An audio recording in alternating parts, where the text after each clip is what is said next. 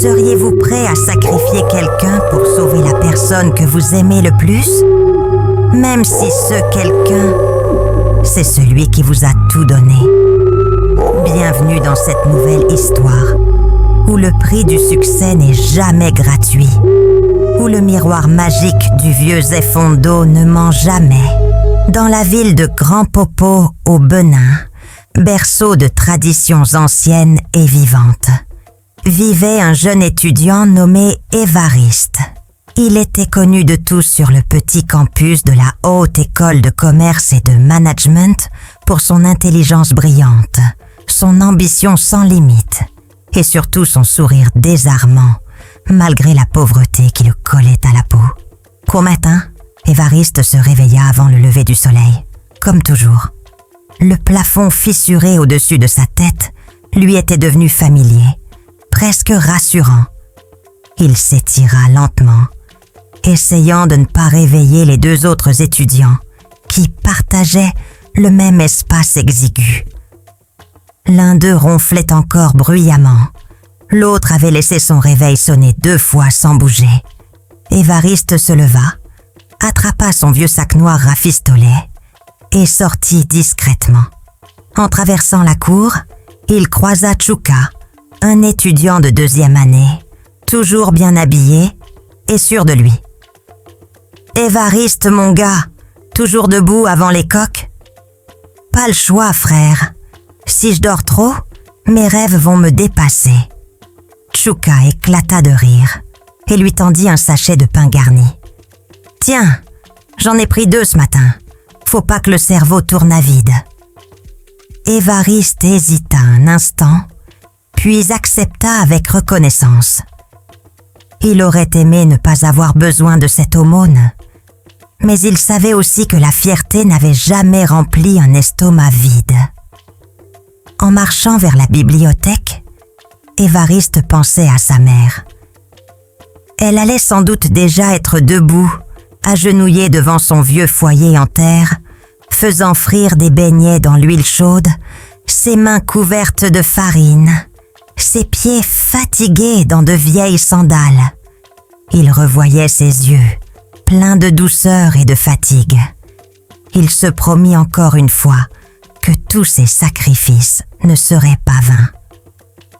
Je ne peux pas échouer, pas après tout ce qu'elle endure pour moi, car chaque mois, sa mère lui envoyait l'équivalent de quelques billets péniblement économisés en vendant des beignets.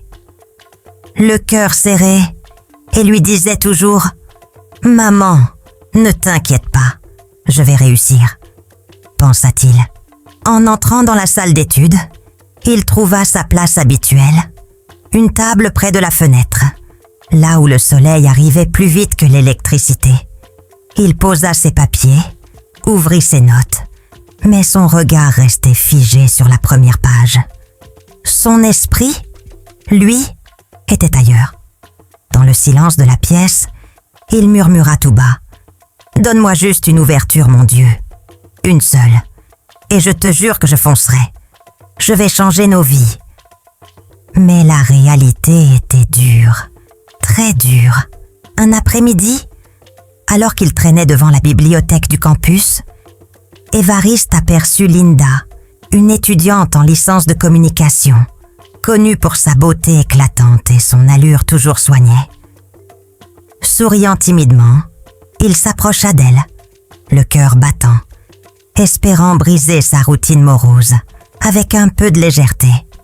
« Salut Linda, tu rayonnes aujourd'hui, comme toujours.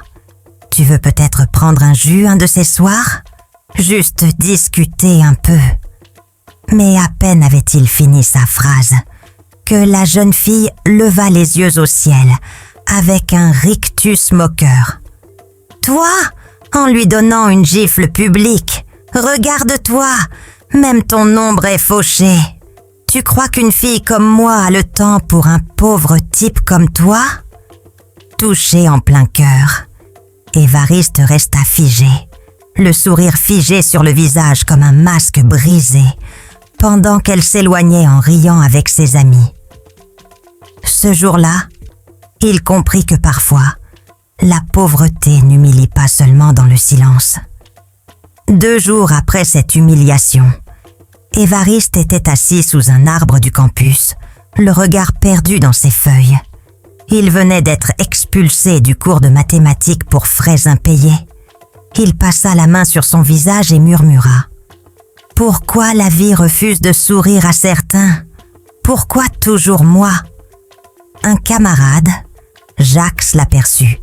Jacques, toujours bien habillé, bien entouré, avec ce sourire sûr de lui, des jeunes gens qui n'ont jamais vraiment manqué de rien. Jacques s'approcha. « Évariste, tu as l'air d'un homme qui touche le fond. » Évariste eut un sourire amer. « Le fond? Je crois que j'y ai construit une maison. » Tu veux que je te dise? Je suis fatigué. Fatigué d'essayer. Fatigué de lutter. Jacques, intrigué, s'assit près de lui. Ce n'était pas son genre d'écouter les problèmes des autres. Mais ce jour-là, quelque chose chez M l'arrêta. « Frère, est-ce que tu es prêt à tout pour changer ta vie ?» M le fixa surpris. « Et toi, tu fais quoi là? Tu veux me proposer un braquage ou quoi ?»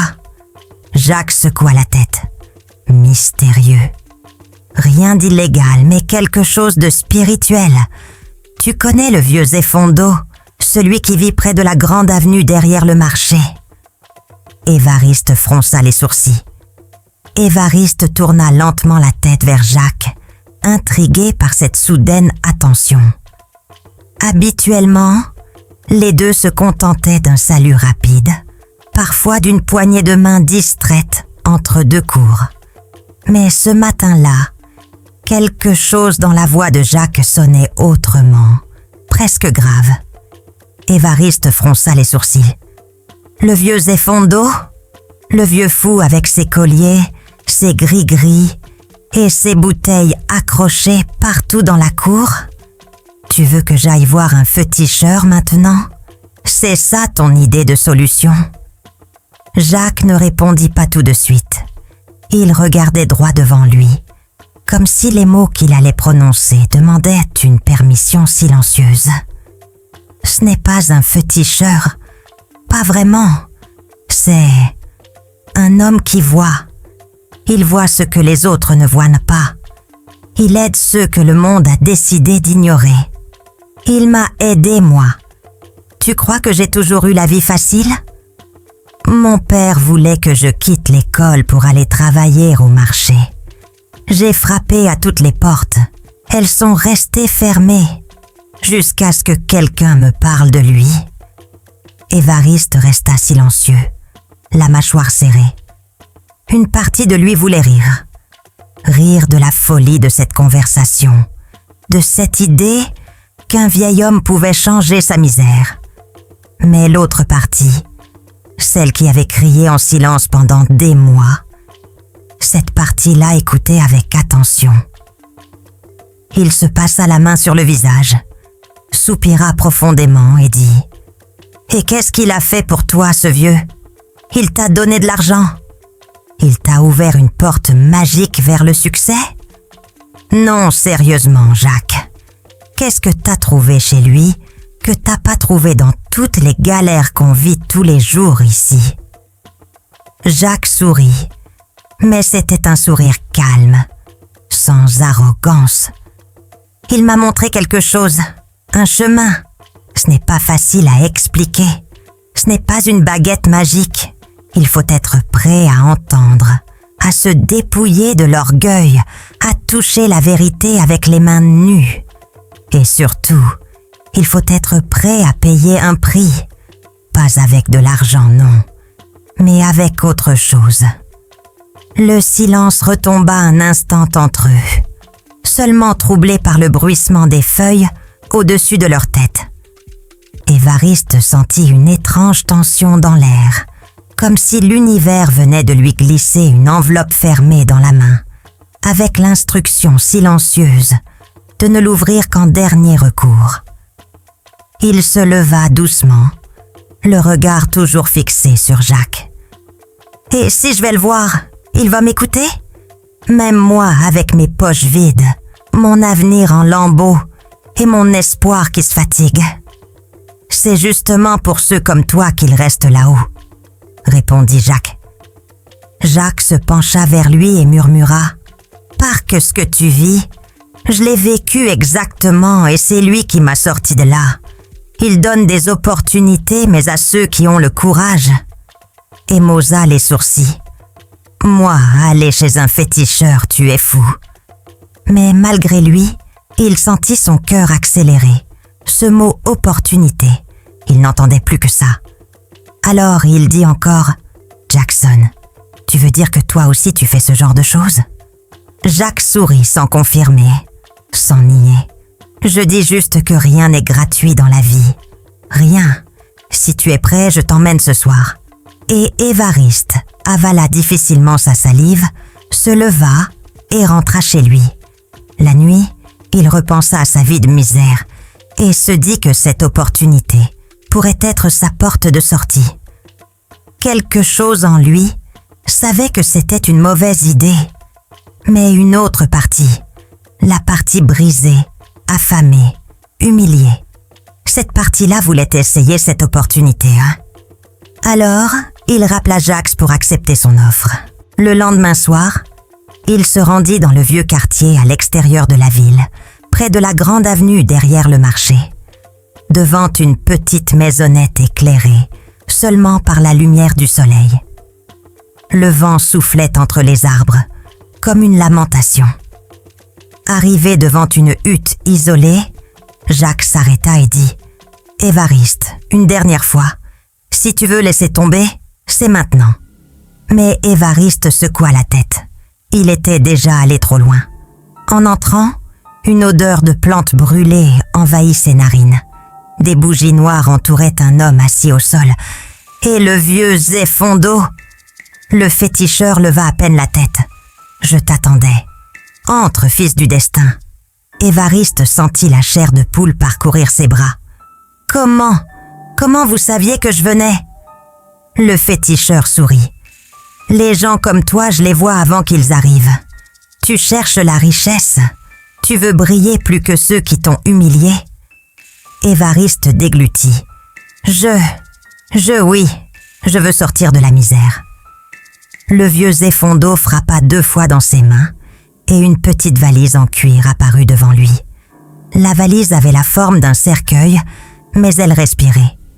Il le tendit vers Évariste puis dit « Chaque richesse a un prix. Chaque lumière projette une ombre. Es-tu prêt à payer ce que les autres refusent quand de payer ?» Évariste, malgré un frisson dans le dos, répondit « Oui. » Le féticheur sourit alors. Un sourire inquiétant. « Bien. Alors prends cette valise. Elle sera toujours pleine. Toujours, mais n'oublie jamais chaque 1 million dépensé sera prélevé sur une vie proche de toi. » Et Évariste bondit presque. « Une vie de qui ?» Et le vieux Zéfondo répondit calmement. « Les esprits choisiront. Ce n'est pas à toi de savoir. Prends l'argent, mais sache, une fois la valise acceptée, elle ne t'appartiendra plus. C'est toi qui lui appartiendra. » Évariste hésita, mais il pensa à sa mère, à sa misère, à tout ce qu'il n'avait jamais eu, et il prit la valise. Dès le lendemain, la vie d'Évariste complètement. Il arrive sur le campus en basket neuve, vêtements de marque, parfums coûteux. Ses amis restaient bouche fermée. Les affaires marchaient maintenant. Les filles le regardaient avec admiration. L'une d'elles chuchota à son amie. « Tu as vu son téléphone ? Le dernier modèle iPhone. C'est une bénédiction divine. Tous voulaient être proches de lui. » Quelques mois plus tard, le campus tout entier parlait d'Évariste. Personne ne savait exactement comment il avait fait, mais il avait visiblement percé. Certains disaient qu'il avait décroché un contrat avec une entreprise internationale, d'autres murmuraient qu'il avait été initié quelque part. Ce qu'on savait, c'est qu'il roulait désormais sur une moto neuve, portait des chemises bien repassées, payait ses frais de scolarité d'avance et offrait même à ses amis des plats au restaurant du coin. Linda, qui l'avait humilié devant tout le monde il y a à peine quelques mois, l'aborda un jour près du bâtiment administratif, un sourire timide au coin des lèvres. « Évariste, tu me reconnais ?» demanda-t-elle d'une voix douce. Il leva les yeux de son téléphone et la fixa un instant. « Comment je pourrais oublier ?» répondit-il, un brin moqueur. Elle rit nerveusement. « Tu sais, je ne voulais pas être méchante ce jour-là. C'était juste une mauvaise journée. Mais si tu es libre un de ces soirs, on pourrait se poser, discuter un peu. » Et contre toute attente, Évariste accepta. Pas par faiblesse, ni par vengeance. Simplement parce qu'il avait compris une chose. Le monde tourne différemment quand tu as quelque chose à offrir.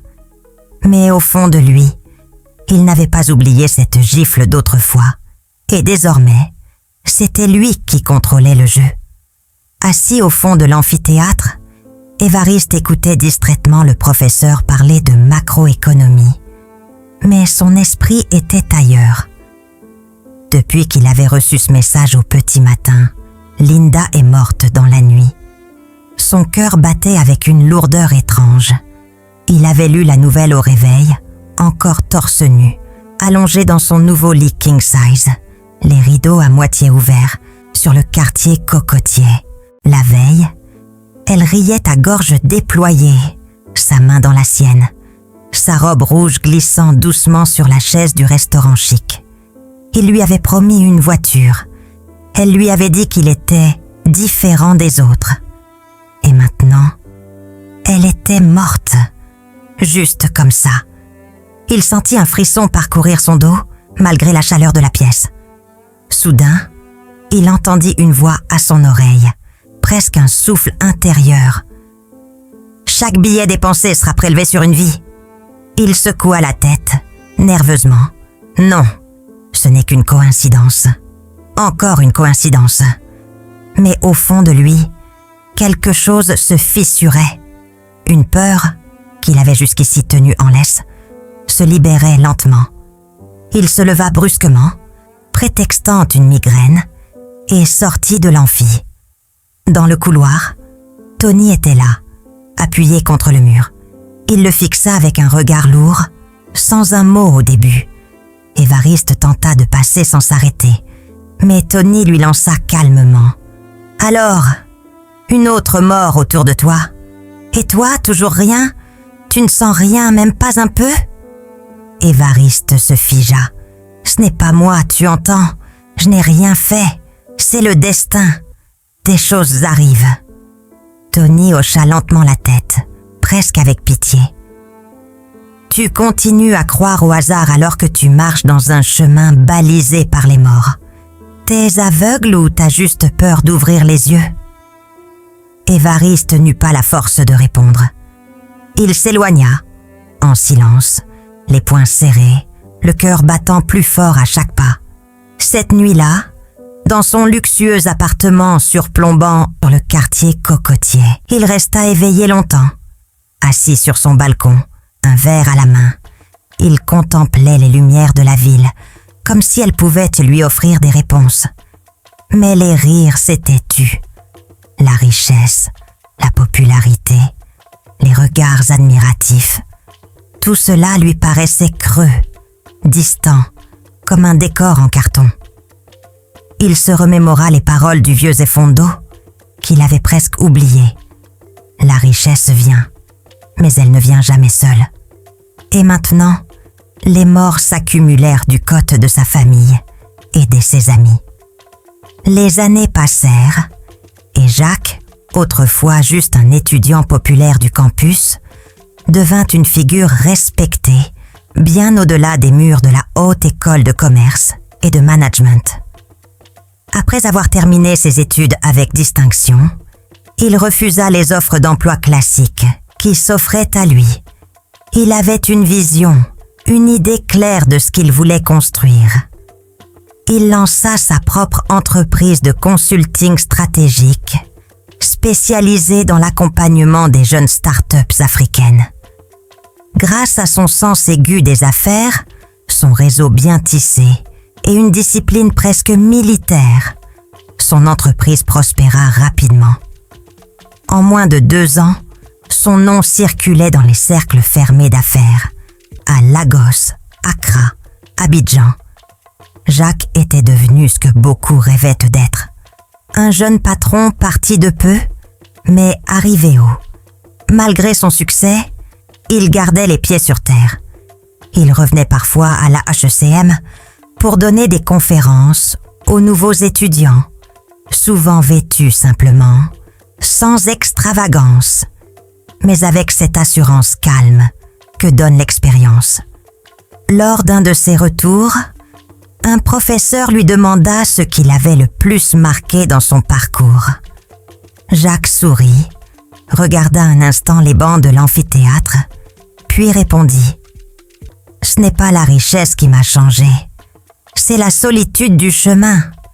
Beaucoup veulent arriver, mais peu sont prêts à payer le prix du silence, du travail et du détachement. » Dans son regard, on pouvait lire une sagesse acquise bien au-delà des chiffres et des stratégies, une leçon de vie gravée dans les épreuves invisibles du passé.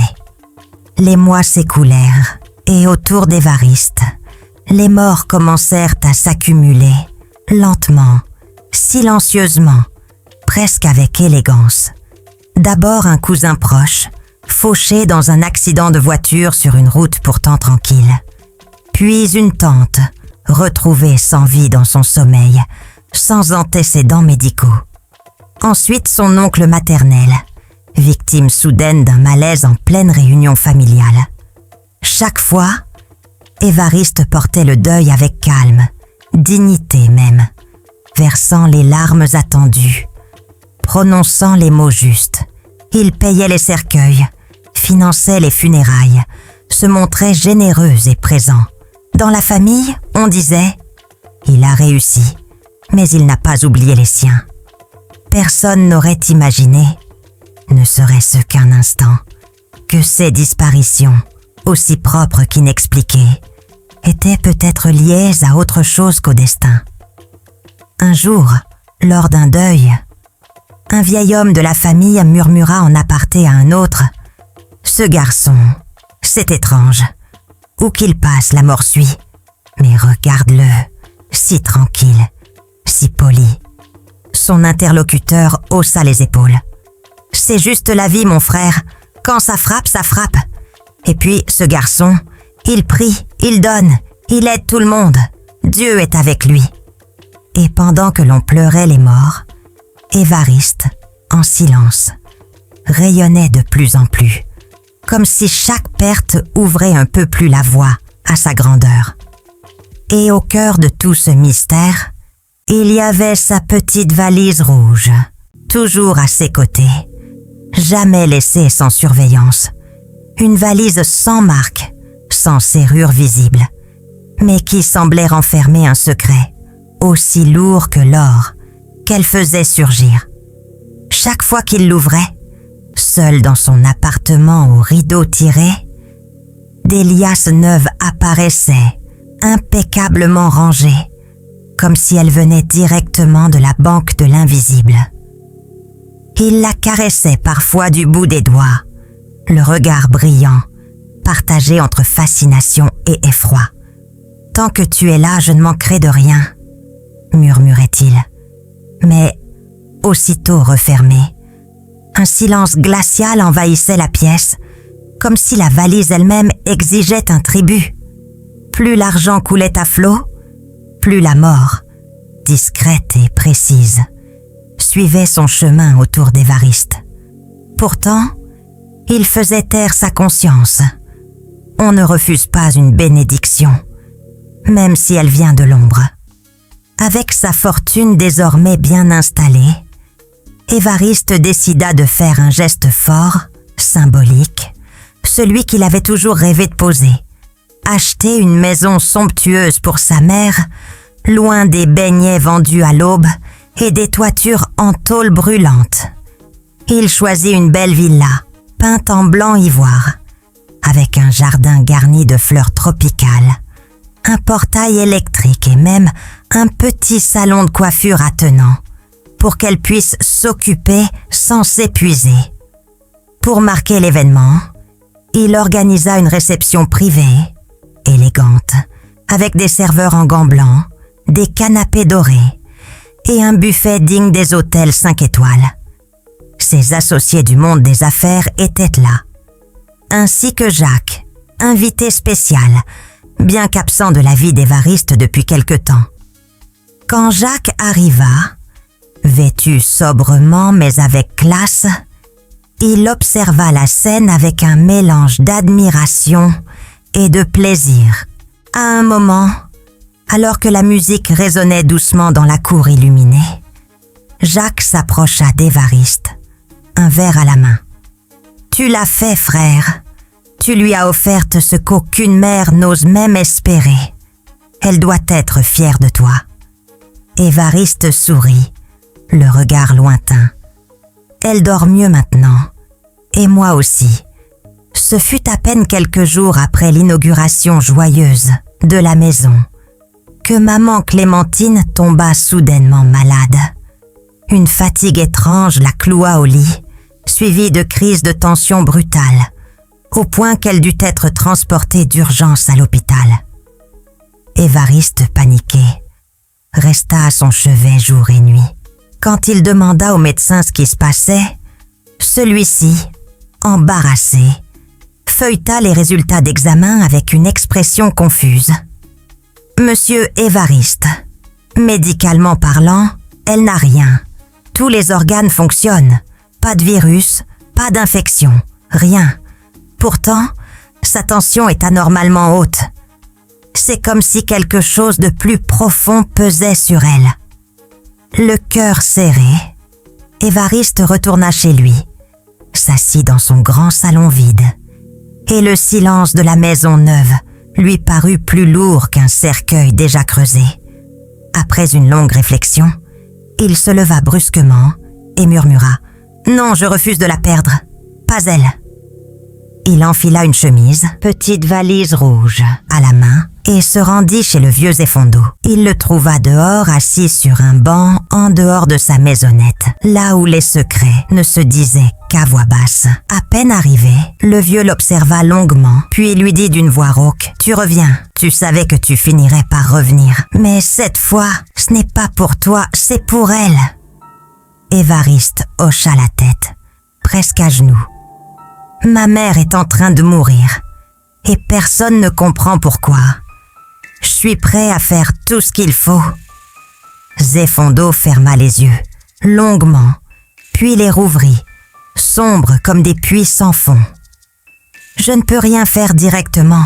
Ce qui la ronge, ce n'est pas la maladie, c'est le prix. Chaque vie achetée, chaque confort volé au silence réclame un poids. Mais il y a une issue. Écoute bien. » Il s'approcha, posa sa main glacée sur l'épaule d'Évariste. « Rentre chez toi. Va voir ton oncle maternel, celui-là même que tu aimes beaucoup. Marche là où il pose ses pieds. Ramène-moi le sable de ses traces, et je ferai le transfert.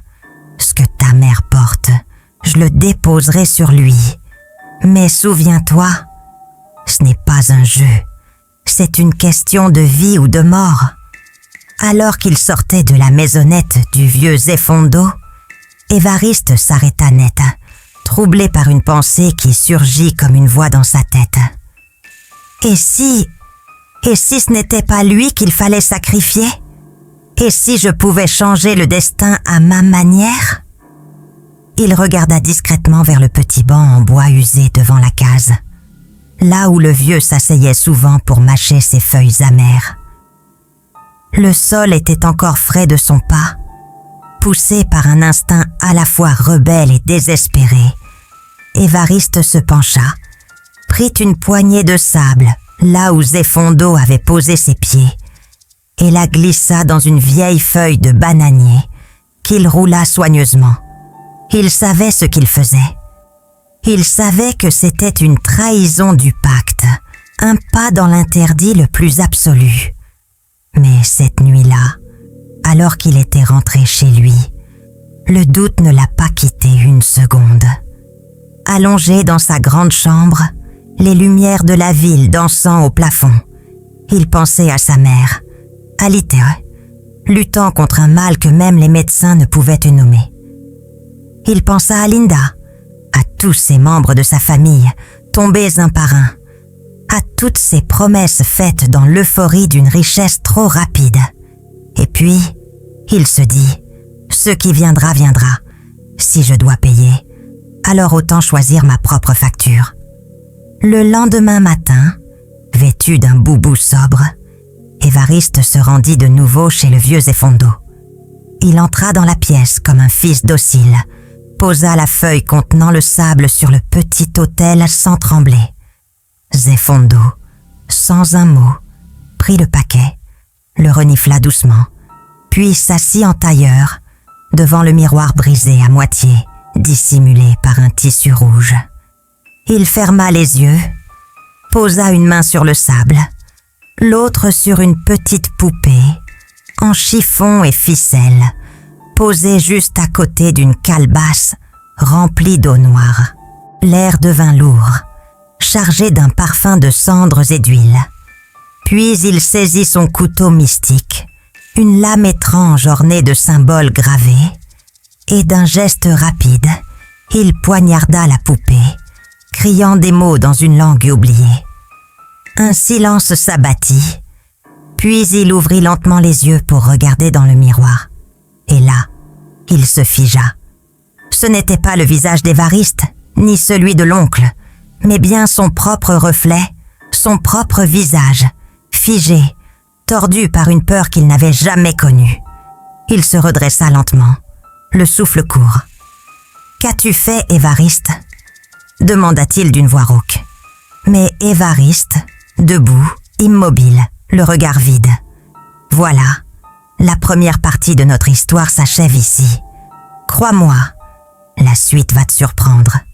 Et à vous, mes fidèles abonnés, un immense merci pour votre soutien, vos partages et vos commentaires. Vous êtes la vraie force de cette chaîne. Merci du fond du cœur pour vos soutiens et tes commentaires, toujours pleins d'encouragement. À très bientôt pour la suite.